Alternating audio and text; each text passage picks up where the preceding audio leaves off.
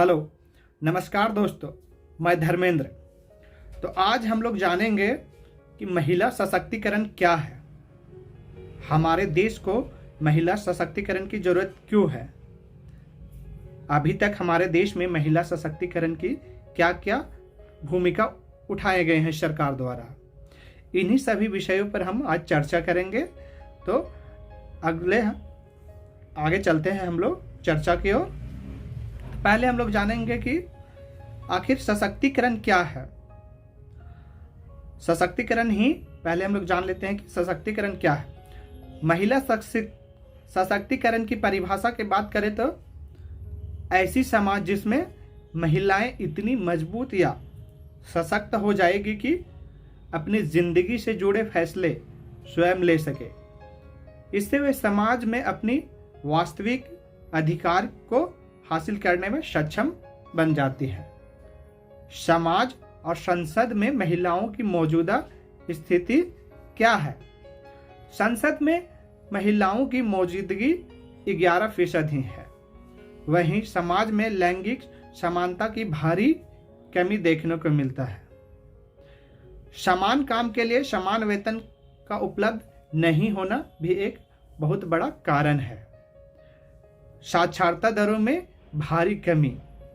गांव में अक्सर ये सब देखा जाता है कि हमारी गांव की महिलाएं बहुत कम पढ़ी लिखी होती है, साक्षर वो नहीं होती है। साक्षरता दरों में भारी कमी।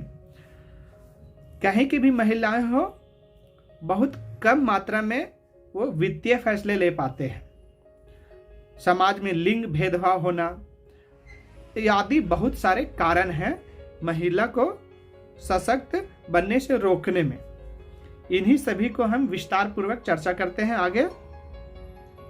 हम लोग जानते हैं कि देश की 70 सालों से क्या भूमिका रही है महिला के प्रति।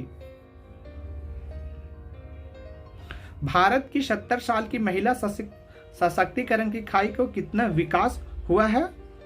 सामाजिक परिवेश और दबाव संवैधानिक स्वतंत्रता पर हमेशा भारी रहे हैं।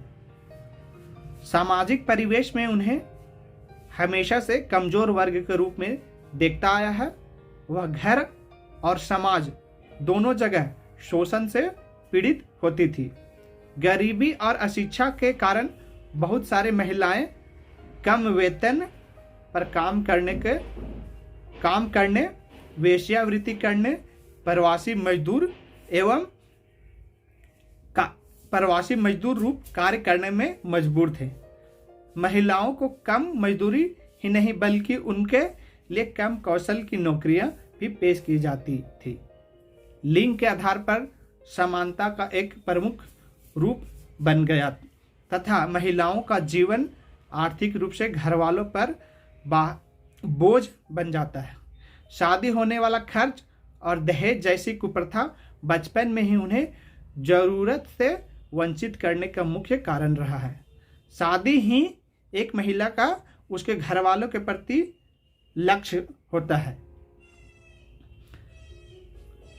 शिक्षा पर खर्च अतिरिक्त बोझ न बन जाए, इसलिए महिला को बचपन में पढ़ाया ही नहीं जाता है, शिक्षा उसको दिया ही नहीं जाता है।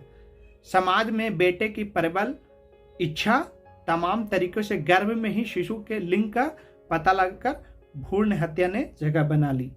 देश की जनसंख्या में प्रति 1000 पुरुषों पर महिलाओं की संख्या कितनी है, इसका सीधा मतलब है कि पुरुष की जगह पर महिलाओं की संख्या कितनी प्रतिशत कम है।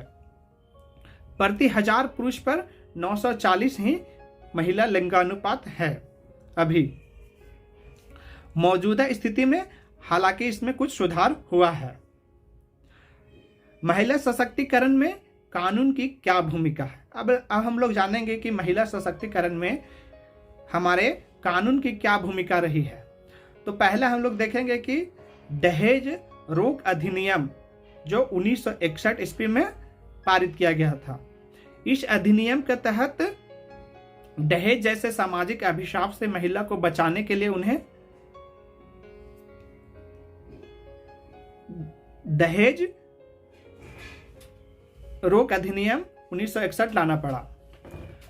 1986 में से संशोधित कर तबादला किया गया और इसमें दहेज लेना और देना दोनों दंडनीय अपराध घोषित कर दिया गया।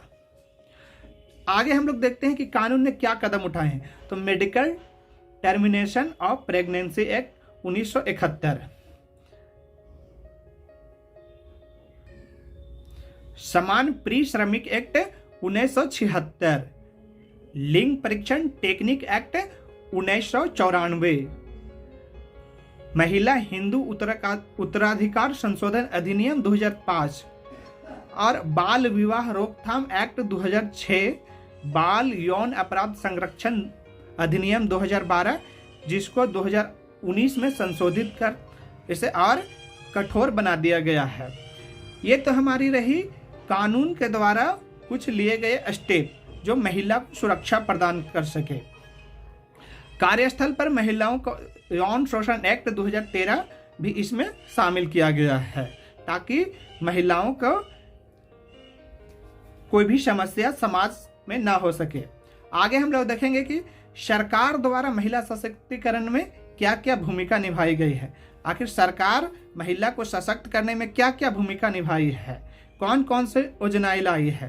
तो सरकार ने बहुत सारे बीते वर्षों योजना लॉन्च की है जिससे महिला एक सशक्त हो सके।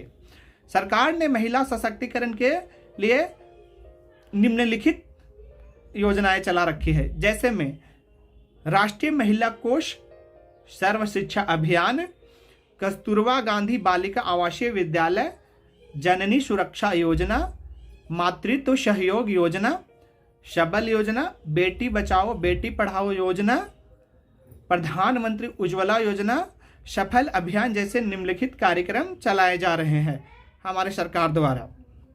ये सब योजनाओं से महिला को सशक्त होने में मदद मिलती है। तो आज के लिए बस इतना ही। धन्यवाद।